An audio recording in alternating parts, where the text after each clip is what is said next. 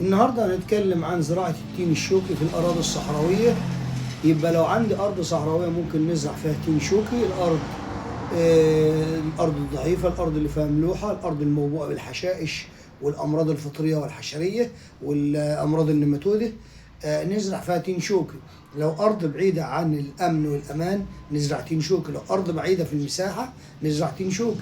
لو ما عندكش عمالة ممكن نزرع تين شوكي. عدم توفر الايدي العامله نزرع تين شوكي. لو مفيش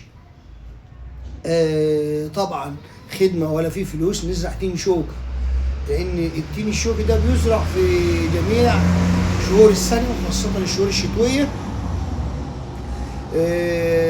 خاصة في الشهور الشتوية طبعا ممكن بيستخلص منه زيت التين الشوكي، الزيوت الطبيعية، الزيوت اللي بتستخدم في مستحضرات التجميل والأدوية، بيدخل في صناعة الأدوية البشرية والبيطرية وصناعة الأدوية، ويدخل في مستحضرات التجميل.